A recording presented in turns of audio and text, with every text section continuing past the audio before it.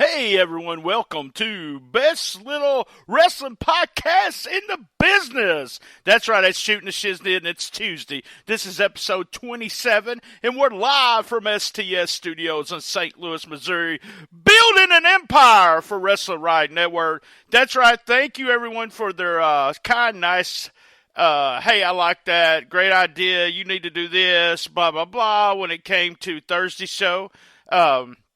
Who wants to be the best shiznitter ever? Thank you for all the downloads. What we're going to do is we're going to tighten some things up. And the next episode, which will be next Thursday, we will see about some new stuff on there. This Thursday, though, we have the Cool Kids Countdown. Me and my co-host, Lance Lunch Levine. That's right. We should have a lot of fun. We've been working on this one. I can't wait for you here. That'll be episode 28 of Season 3 this Thursday. If you haven't listened to the last Thursday show, go and listen to it. And we want you to vote, too, there on stspod.club. I want to thank my buddy Sean, who's been syndicated on Wrestling to Max website. That's W2Mnet.com. He's actually putting this show up every week up there. Also, PayPal.com, Brian_Tramel at Yahoo.com. Thank you for everyone making the donations. T-shirts are available. Amazon Music Unlimited, we get a kickback. Go to stspod.club, and on the right side, you can do the shirts. You can do a little bit of everything. Follow us on at Comic Book Mark BT, and also we have that super secret group. It's not for the kiddos. It's Cool Kids Wrestling and MMA Talk Facebook group. You have to actually search for the group, and then you ask to be in it, and we let you in it. We're also on iTunes, and we're on Stitcher. I want to say, and a big plug out to Suplex City Limits. These are my podcast bros, Suplex City Limits. Creative Control, you can also get that John Bullied Me t-shirt. You can still get that. Locals to Legends Wrestling Radio. That's at Locals2 the number 2 Legends on Twitter. That's my good buddy Gene Jackson and Neil Taylor there. Okay, no further ado, no further BS. Let's get to this week's show.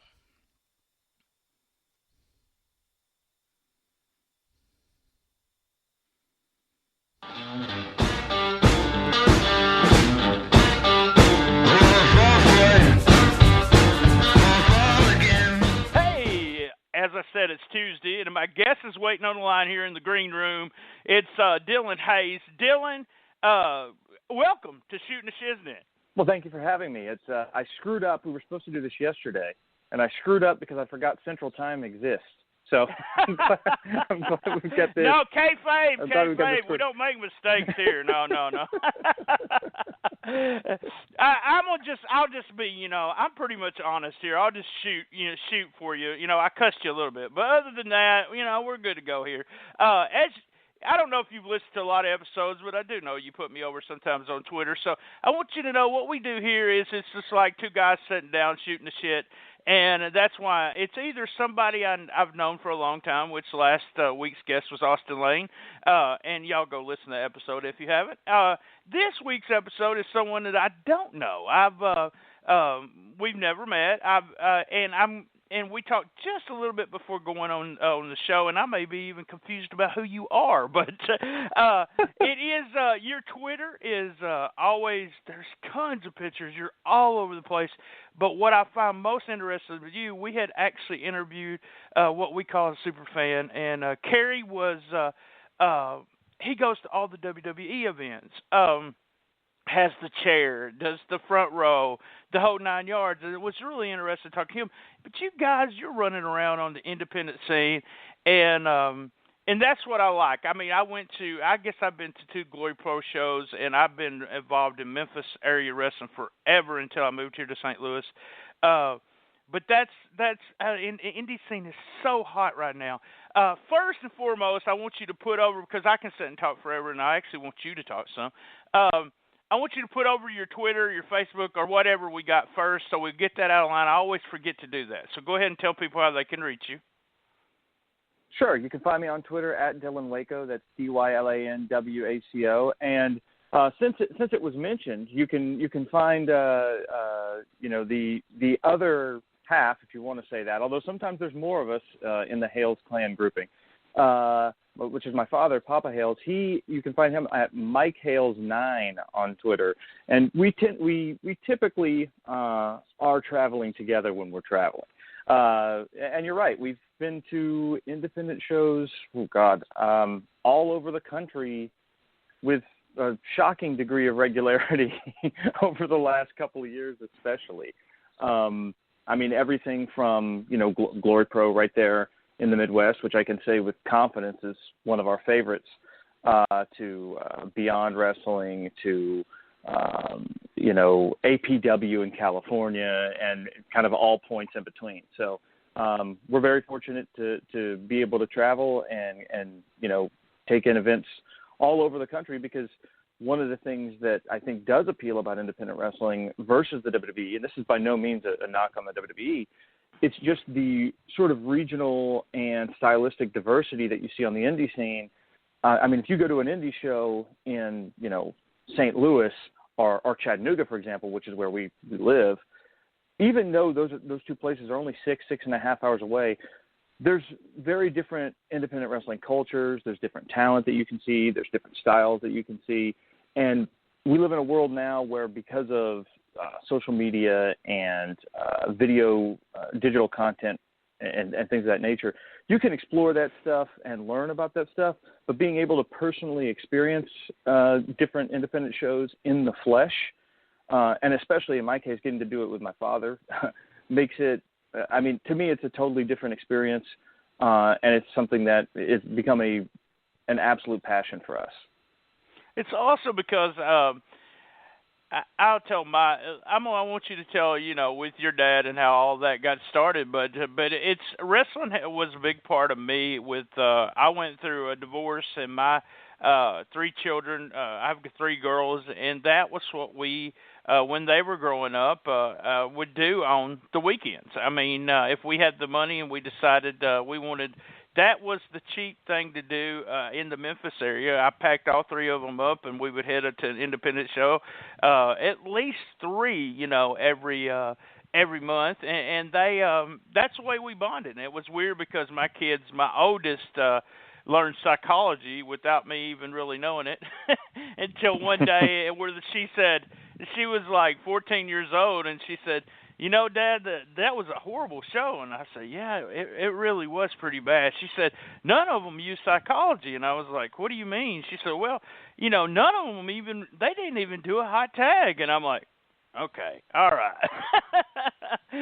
I did good as a dad. But, yeah, I mean, did you grow? I mean, your dad is huge. He's always, like I've seen your dad there on. I've seen you on ROH. I've seen him, like I said, a couple Glory Pro shows. I've seen him in the front row. Been meaning to go over and say, hey, but it seems like every time I'm going to say hi to him, there's just so many people around. But did you guys? I mean, did you grow up? Has wrestling always been part of your childhood and everything? Okay, so I'm 35 years old. I'm the oldest of 4 boys. Of the 4 of us that were raised by my dad, only one of us is not a wrestling fan at all. The other 3 are all major fans, and I travel with my dad more than the other 2 do, but both of them, Dustin and Devin, go out to a lot of towns with us too. And, I can't remember a time when I was not watching wrestling. Wow. Like literally some of my first memories in my life were watching wrestling. Truth be told, and I think my dad would tell you this, for most of my life, I've actually been a much bigger fan than he has been, in the sense that I follow up much closely. I got involved in tape trading when I was about 10 or 11 years old, started subscribing to newsletters around the same time, started working on historical projects and things of that nature. In the last couple of years, I've actually started doing some promoting, booking, and commentating. It's not like my complete life's work, but I've started to dabble in it some. Where, all of this does flow from the fact that that's what we did, and that was a major pastime for me when I was a kid. But actually, when I was growing up, my dad had worked 3, sometimes 4 jobs. And because of that, when I would go to shows, which more often than not, living in Charleston, South Carolina, were WCW house shows, my best friend's father worked security, so I'd get into all those shows for free if I got there early enough. But my dad actually was not able to come to a lot of those shows because he, again, was working 3-4 jobs, literally 3-4 jobs for most of my childhood, actually. Right. And for that reason, I do have experiences with my dad. My dad and myself are both humongous Terry Funk fans. During the famous Terry Funk-Ric Flair feud in 1989, we went to a couple house shows together where he notably was cheering for Terry Funk and almost got us killed. Things of that nature. So absolutely, he did come to shows with me as a kid, and he is one of the people that sort of influenced me and got me watching it from an early age. But this degree of fandom and going out and sort of experiencing it, as like a major pastime, is really something that he and myself, have escalated in the last 2.5 or 3 years. As his health's gotten worse, he's had to retire from being a teacher, and as I've ended up getting more free time and things of that nature, we've just been able to do more of this. And but it's been with me for, honestly, as long as I can. There's no point in my life where I was not a wrestling fan. The concept of not being a wrestling fan is almost alien to me. Now I didn't have the good fortune of getting to go watch Derek King live a bunch of times, which you would have if you were in the Memphis area. But the great Derek King. Hey, Derek's a good friend of mine, and I love Derek to King, death. legitimately. Yes, and he has. He actually has retired now twice, so in the last 35 days, and so we're. I think I should put up a poll here to see how many times he'll retire this year. But Derek is, and Derek listens to the podcast, but he's one of those guys that, gosh, he should have made it bigger. He really should have. He was totally agree. So good, just so good, and still so good, and. I've told him this before, but we've said in the locker room where I said I could teach everybody in this locker room basic psychology. But he has that extra that would have made him a star where, after you do everything, what do you do next? And I would have never known. And he was the guy to do that kind of stuff. So let's quit putting over Derek King. He'll be smiling. But yeah, I see Derek a lot of matches, and he was the top. I did a website in the Memphis area for 5 years, a kind of a Meltzer website. And he was the best guy there. He won we did awards just like Meltzer does, and he won every, usually match of the year, wrestler of the year. He was the top guy when I quit doing that site. And until recently, he was, he's always been the top guy. But so you were getting in free and everything, and Dad and your friend's dad was security. Did you have any stories as a kid? And at that point, were you? Because here's the way I was. I kind of always knew that wrestling was a work, but I never knew how it was a work until later. But when were you doing this, were you able to, were you ever able to talk to someone or, a bad meeting with one of the stars there, or did you were you able to, talk to them, any of the big stars during that time? We got to talk to a lot of guys. It was me and my best friend. So we were there sometimes, 6 hours, 7 hours before the show. So that was the price of getting in free, is that you had to sit there and twiddle your thumbs. If you were lucky, you'd get an interaction with one of the guys. Usually people would wave at you from across the way, if nothing else. They're not going to ignore a kid. But if you were lucky, you'd get a real interaction.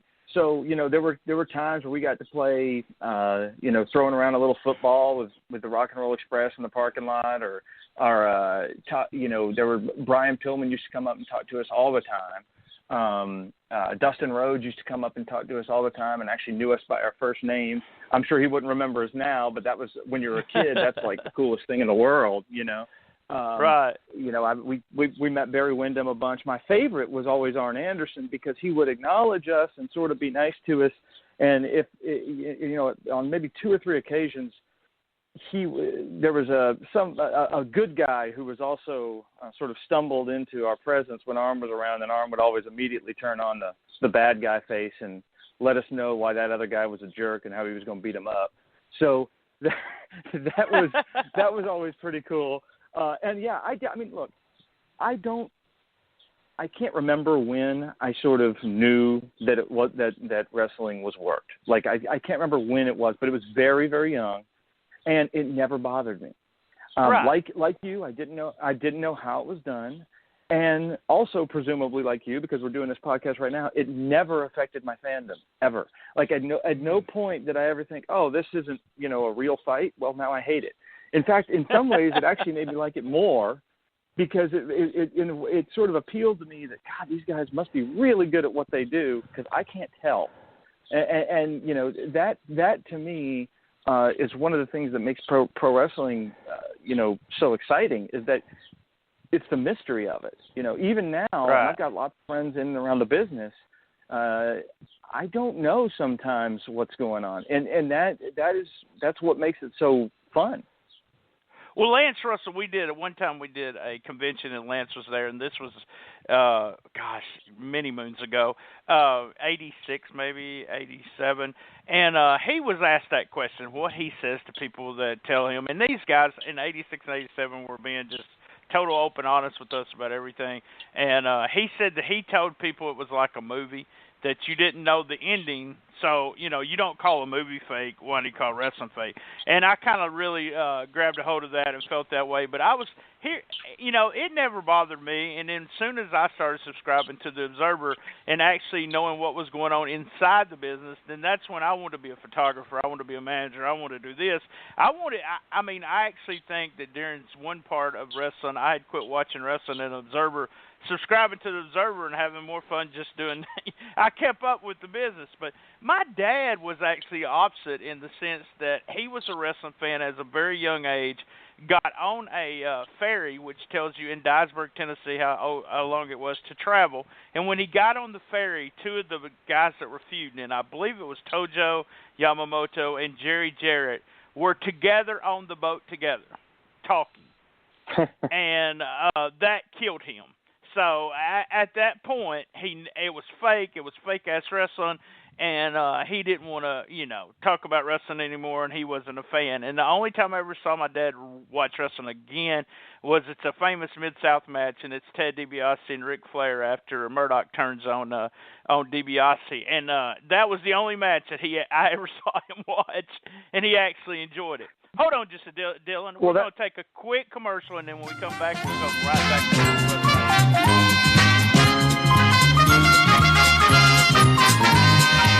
Hey, guys and girls, here's what I want you to do right now. I want you to stop what you're doing. That's right, I want you to stop listening to this podcast, and I want you to listen to last Thursday's podcast. That's right, go to stspod.club and listen to Who Wants to Be the Best Shiznitter Ever. What? Yeah, that's right. Who wants to be the best Shiznitter ever? Brian and Matthew battled it on for 30 minutes. So what you got to do is you got to listen to the podcast. Then you got to vote. Who was the best Shiznitter ever? Do it now. Right now. Go STS Club Pod Club. Go to STS Pod.club. Hopefully, BT's going to be okay. Be there!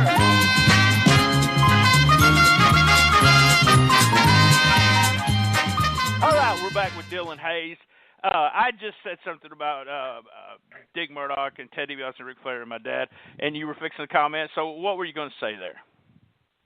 Well, I was going to say that's actually, on top of being a famous match and angle, it's also a match where I could see why it would appeal to somebody like your father who had sort of objected to the phoniness of seeing Tojo and Jerry Jarrett together on a ferry, because that match is one of those matches that sort of, it feels like a shoot when you're watching it. When you watch the angle in the studio and the brainbuster on the floor and everything, it feels like a shoot.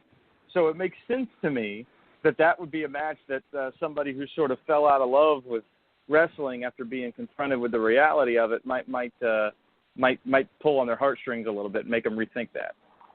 It was, and it's still one of my favorite things. And I talked about on an earlier episode of Flair and Lawler being on television, me thinking, I was mad at my best friend's dad because he was going to turn the TV off, and that was and the idea that we can actually watch those angles in those matches over and over now, but just being upset that maybe I would have. And I did the same thing you did. I did tape trading.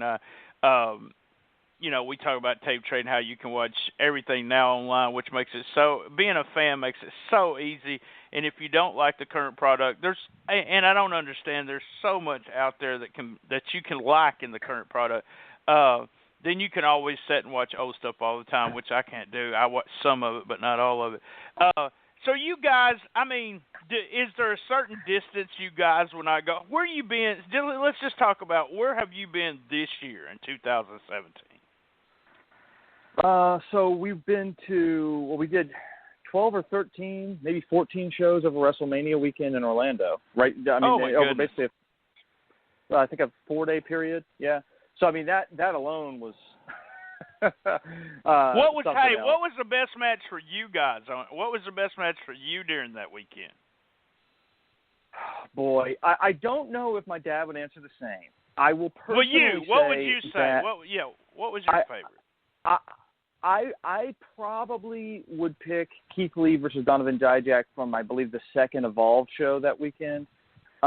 Just because, and I'm usually not a guy who is as enamored with matches that are sort of completely constructed around high spots. That's not necessarily, I mean, here I am putting over Derek King. That shouldn't be a surprise. But guys of this size doing what they were doing and the precision with it and the real sense of danger that sort of permeated the match is not something you always get to see, especially up close. So that would probably be my choice, although we saw a lot of good ones. In fact, I actually had traveled in March. The trip for me was actually crazier than him for once. Usually, sometimes he'll take an extra day and make the trip even crazier on his end. But what I did was I flew out to Austin, Texas to see Wrestle Circus with him. Then I flew to Los Angeles to drive cross country with my girlfriend to go all the way to a CWF Mid-Atlantic 2-day tag team tournament in North Carolina, and then we drove from North Carolina to Orlando to do this. Wow. So that was about a I guess a week and a half, 2-week-long period in March. That was my life. The old man's done. God, I mean, he had a weekend not that long ago where he did Glory Pro, AAW, and Wrestling Revolver up in Iowa all in the same weekend, and then came back to Chattanooga, and I think was out maybe 2 or 3 days later doing another show. So, in fact, and I'll tell you this, as we speak, I will actually be in Knoxville for a show later on tonight. So, who's in Knoxville tonight? Yeah. Who's in? It's a I forget the name of the promotion. God help me. I think it's Southern Underground Wrestling, not to be confused with Southern Underground Pro, which runs out of Nashville, which I actually do commentary for. But they're doing a show tonight that has people like Ethan Page, Donovan Dijak. Actually, Michael Elgin's on the show. Trey Miguel, I believe Dave Christ is on the show. Tyler Matrix, who has wrestled at Glory Pro before. So it looks pretty good. It's a relatively short trip for me, only about an hour and 40 minutes from where we are. So we'll that's like going across town for you. So I mean, with where you guys travel, and I love what you said. I wanted to comment about this, Keith Lee. And the feeling that you get now, all 3 Elgin matches so far for Glory Pro have been the best 3 matches. They're just been, and it's because you got Elgin, and I always put guys like Ricochet and other guys ahead of him for some reason. But every time I see him live, or every time I see him, even an independent match on YouTube or something, he is really right now he's got to be one of those top guys on the indie scene, and maybe the guy. And Keith Lee is just, the first time I saw him, he was in the tag team there. I was kind of impressed with them guys because they were big, and I liked the bigness of them. But man, when I seen him against Elgin, I just had to go back and watch matches that that he's had in a recent with Evolve and everything. Just a great talent, and it's going to make lots of money in this business. I mean, lots of money. He's probably easily already on the WWE radar for those guys wanting it, because he has not only does Keith have the size, he's like, and Dijak does the same thing. Two guys are big, huge guys that do, well, they do everything. They fly, they do a little bit of everything, and I'm just real impressed with him. Who out there that you're seeing that, like I said, we both know how hot the indie scene is and how good the talent is, and I just the level of talent that was on the Glory Pro shows, and I went to Memphis area wrestling, and where you have, like I said, you have a Derek King, or you have a couple other guys that are good, but wrestling card, I hate to say this, but it sucks. And no, I don't hate to say it. It did. The wrestling card would suck. But you go to a Glory Pro, or you go to AAW, or you go to from top to bottom. It reminds me of old time wrestling where, Bobby Eaton was opening the match at Mid-South Coliseum. These guys, and it's almost like the Elgins and the guys that are on top. We're going to see them go probably WWE or somewhere else, and then all these other guys like, the Glory Pro champion, who I think has all kinds of, potential, but he's in the lower rung. He's coming up. Who are the guys that you think? I know the main guys, but who are those guys that maybe someone needs to look at that we might have missed, that you're seeing every week or every other week, and you're saying, dang, these guys need to be seen? Well, I admit that this is partially plug-based because I am involved and help run the Scenic City Invitational Tournament in Chattanooga. Right, we want to put that over, by the way. I'm sitting here looking at a picture right now, but yeah, put that over big time here. we have a couple of guys on that show that are those shows really because it's a 2-day event, but that I think really speak to what you're saying. Guys who I think are going to be breakout stars, guys who I think are excellent talents that rival, are way beyond their years in the business. That would be Kurt Stallion, who you've probably also seen in Glory Pro. Yes, I agree with that. Yes. And Dominic Greeny, who comes out of the AIW school. Rest in peace, Chandler Biggins, by the way, who passed away last night. I hated to hear that. One of the co-owners of AIW had a huge impact on independent wrestling and a big influence on me and a lot of my friends personally. But, those two guys, Dominic Greeny, he's got that MMA style, but it's not a forced MMA style. He looks very natural and comfortable in the ring. I've seen him in there with top stars, guys like Zack Sabre Jr., and he holds his own, doesn't look out of his depth, which is something that you can usually tell with guys who are a little bit newer. He doesn't look like that. He hangs, with everybody. AIW's invested a lot in him. I think he is going to be a huge player. He's already had a tryout match with Evolve, which I think says a lot. One other guy who I'll put over a little bit real quickly, because he just popped into my head, AJ Gray, who's a Tennessee guy, super talented hybrid athlete that can do almost anything in the ring. If you need a guy to work a power match, he can do it. If you need a high flyer, he can do it. If you need tag team, he can do it. Singles, he can do it. And most importantly, he travels everywhere and gets better. That's why Kurt Stallion's so good. That's why Dominic Guarini's gotten so good so fast, because these guys actually travel. They don't work the same 2 or 3 shows. They don't work with the same 2 or 3 people. A guy like Stallion, if you watch where Stallion is now compared to where he was when he was just working the shows in Texas, I'm not knocking the shows in Texas because some of them are very good, but he's at a completely different level. Now, some of that, and he'll say so himself because he's a friend of mine, is due to the fact that Mike Elgin's an awful good trainer. But a lot of that is also due to the fact that he's out there going to shows and constantly trying to improve and get better and learn from all of his experiences. And I'm overjoyed to have him and Dom both, as well as the rest of the field, coming into Chattanooga on August 4th and 5th for the Scenic City Invitational, because those are 2 of my guys when it comes to guys who I think are going to be the next stars in indie wrestling. I tell you what I noticed with Stallion, and usually you don't notice this until it's months or years down the line, is I went to the first Glory Pro show and I noticed a few things he was doing that was so rookie. I mean, it was something, and it was simple things. It's not about just the moves; it's about what you do in between, kind of thing. And some of the things he was doing in between the moves was just really green. And I know this sounds really weird, but there was some kind of movement in his head that he just wasn't confident enough. And I'm talking 2 months down the line, the third Glory Pro show, I'm seeing a total different wrestler. I mean, we're talking, 90 days apart, and a guy who has all of a sudden grown all this confidence. And I'm thinking to myself, I told my wife, I said, this kid keeps improving like this, and gained some weight. I kid him on Twitter about it. He said, send him protein. That's what he told me.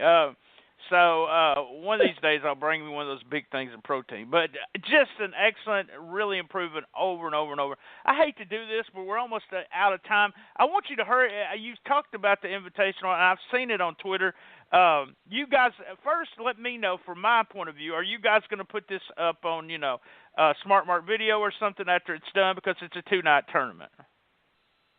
It absolutely will be released for video. We've done it the previous 2 years. We will do it again this year. We haven't decided what method that it will be distributed through yet, but it will be distributed. All right, go ahead and put it up. We got about 2 minutes. Tell us where, when, date, time, and try to give as many people as possible that's on the show. Sure, I'm going to go straight into shill mode. East Hamilton High School, Ottawa, Tennessee, which is a suburb of Chattanooga. It's effectively Chattanooga. This is the third annual Scenic City Invitational. We're doing it August 4th and August 5th. This is a benefit for a local high school athletic department, but it's not like your average benefit show. We bring in some of the top talent from all over the country. We've got Matt Riddle, Joey Janela, Darby Allen. Last night we actually announced St. Louis's own favorite son, Gary J. versus Anthony Henry in a first-round match. We've got a lot of top-tier local talent, including people like Joey Lynch, Matt Lynch, Gunnar Miller.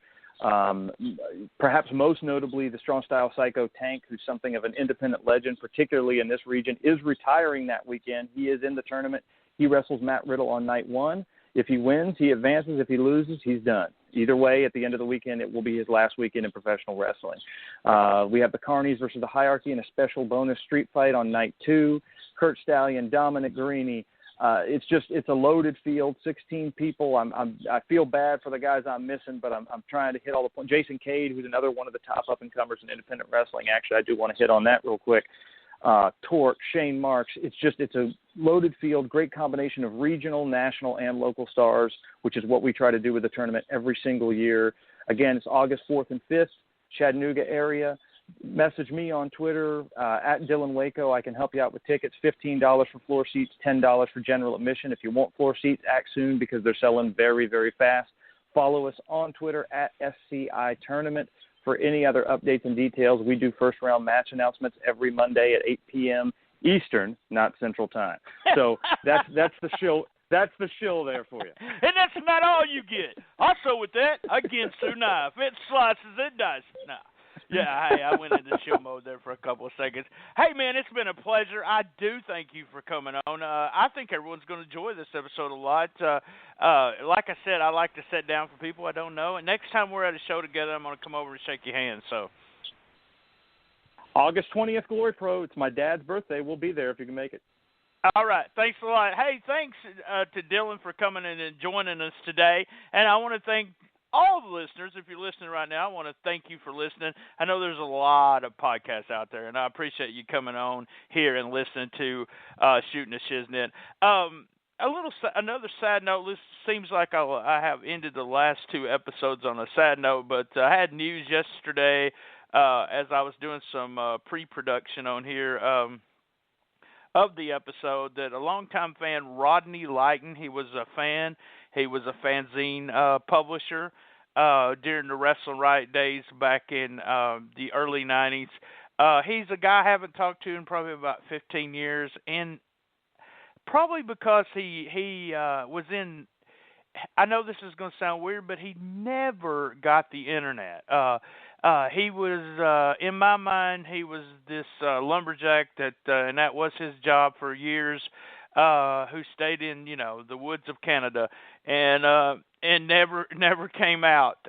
Just a big burly man, and he lost his, apparently had some heart problems and left this world yesterday. Hey, Rod, maybe we'll see you on the other side there. Rest in peace, big guy. And, guys, join us next week, same bat time and same bat channel, for the best little podcast, wrestling podcast in the business. That was for you, Lance.